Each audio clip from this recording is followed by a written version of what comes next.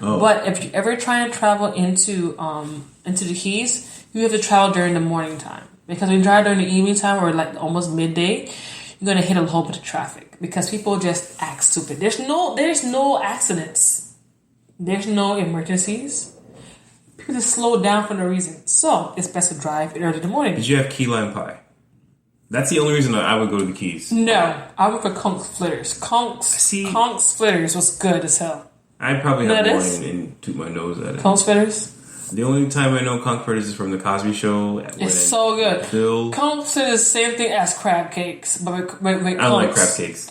But Conch, it's Conch shell has actual meat, has a muscle inside of it. It's called Conch. So they make a flitter out of it. They make it into a ball or a flat kind of meal. It's fried, but it's the same concept as doing crab cake, and it's delicious to me.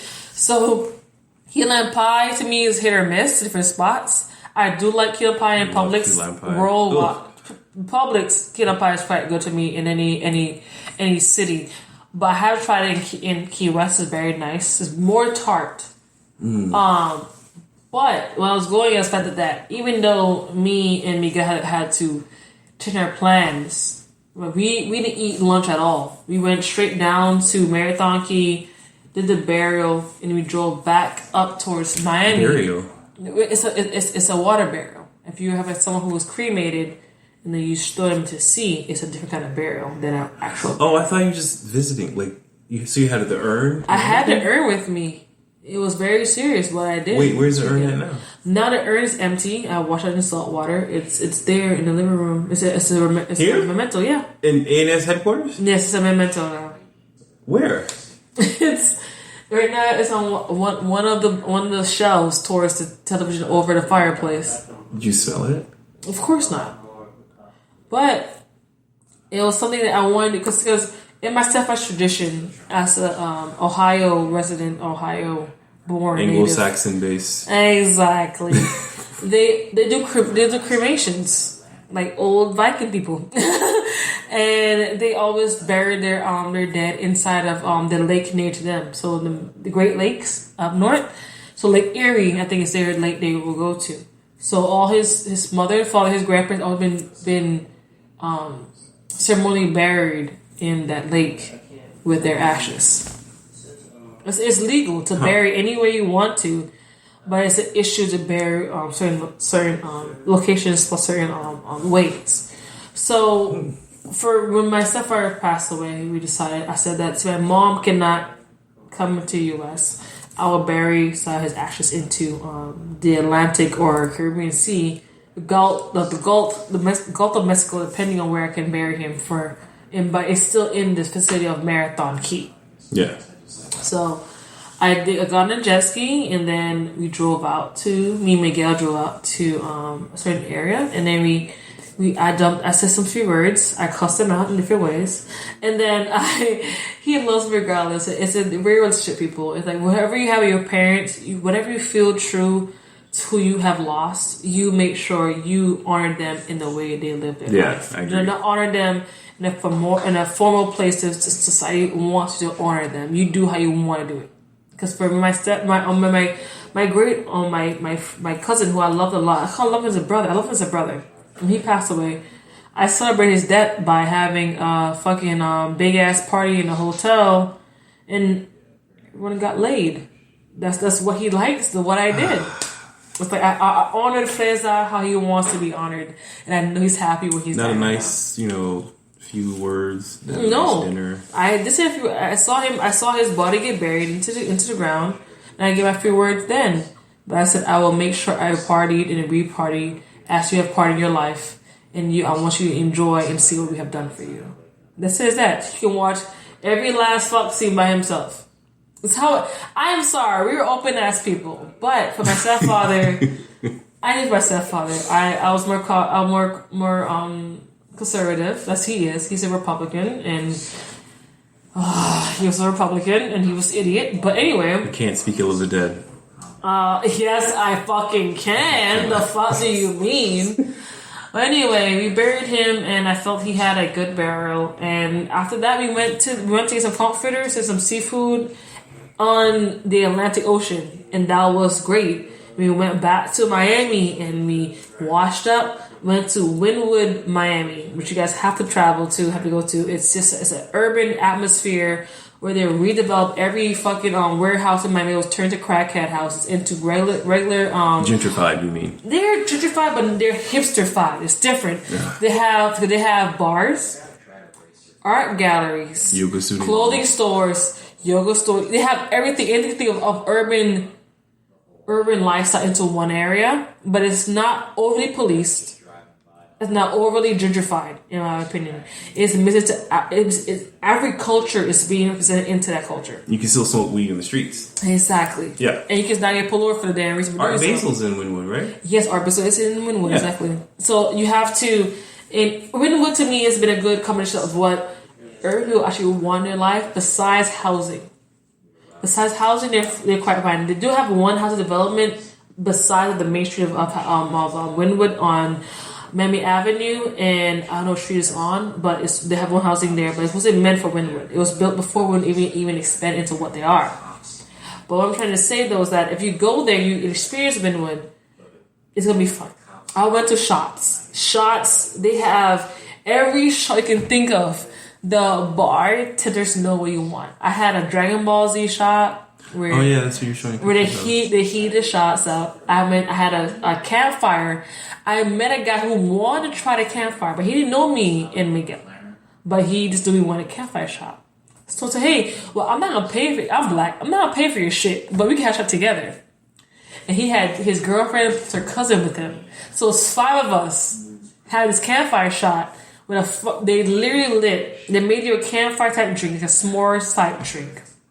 Shot with trimming of like graham crackers on the side on the rim, and then they gave you some rum, but they gave the rum onto the bar table, and then they light it on fire, and then each are giving a marshmallow with a stick on it to heat up your marshmallow at the same time.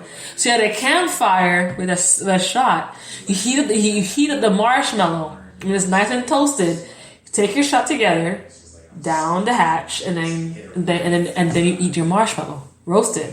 How long is this? Like 5 minutes? I just feel like you have to it's like 3 minutes the whole process, but for 5 people it's quite nice for a campfire. Did you guys do coke after that? No, we did not.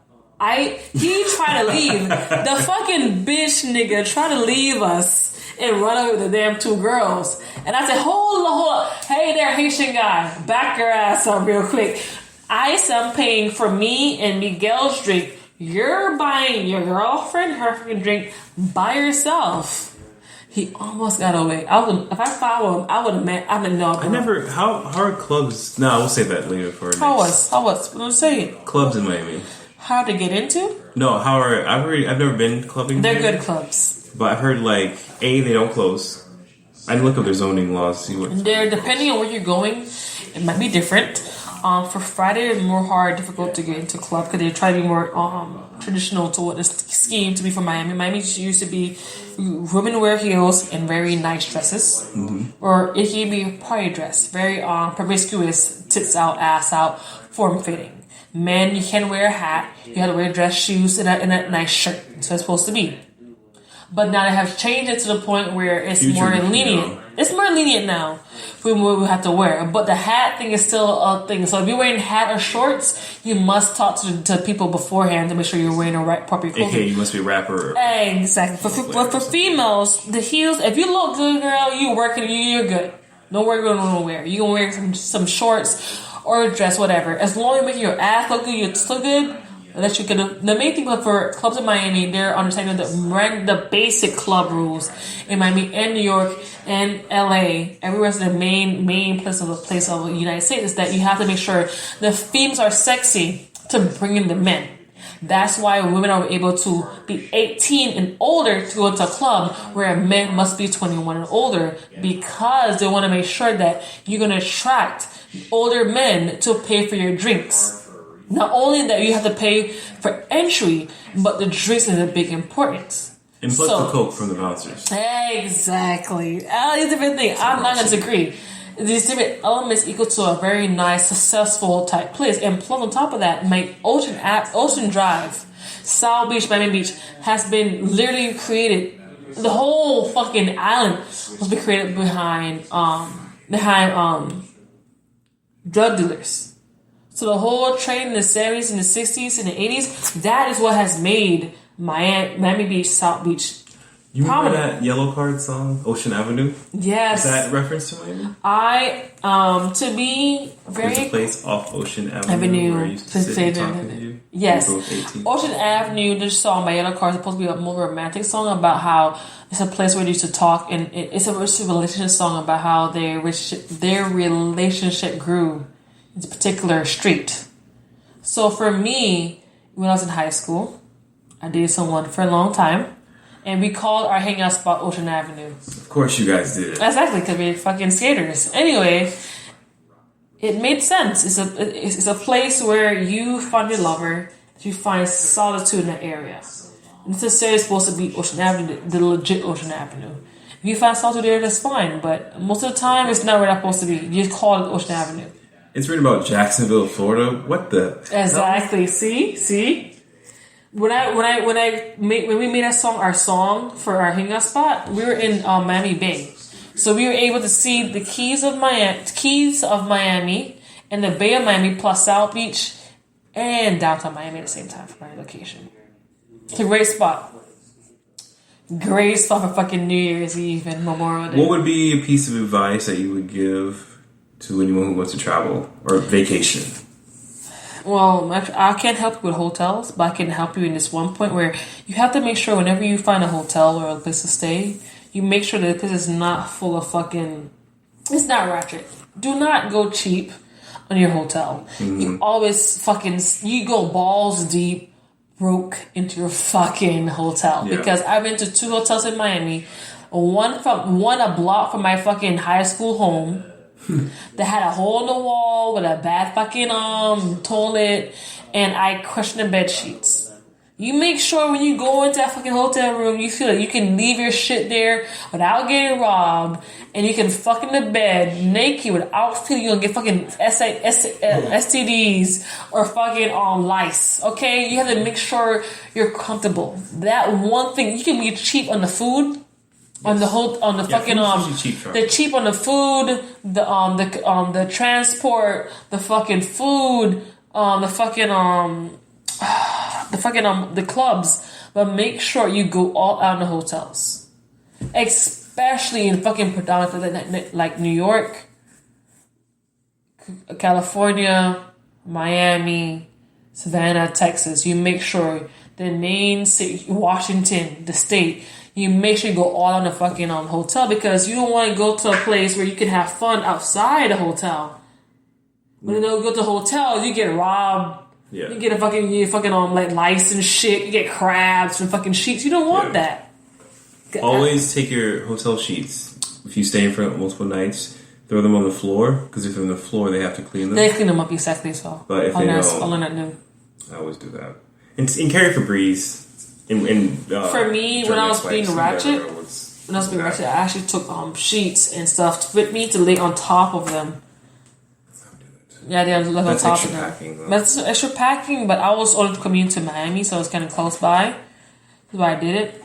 But just saying, bro, you have to make sure. And then when you go for hotels, you make sure whatever you pick is gonna be a fucking deal for you. Like, don't even feel bad. And if you have to go pick a fucking like $200 hotel, a $200 per night hotel, because you know for anything else is fucking shitty as hell, take it. Yeah. And you know it's going to be worth it. The $200 hotel chances will have free breakfast. They also have manager's reception from 5 to 7 where you can get free dinner and drinks. Discounted dinner or whatever, and have a hotel on top. For the Langford Hotel, they have a bar on top that is quite nice. Quite expensive as well, but they fucking, when I say they're expensive, but they have some really heavy ass drinks. That man was getting fucking 4 shots for fucking $10, $15. That's fucking great. Mm-hmm.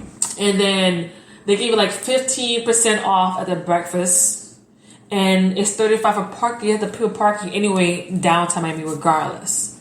So if you want to make sure your parking is secured, pay $35 per night is quite well. However, I didn't do it. I was cheap. I parked across the street for $10 for fucking 12 hours. It was way more cheaper. It was way cheaper.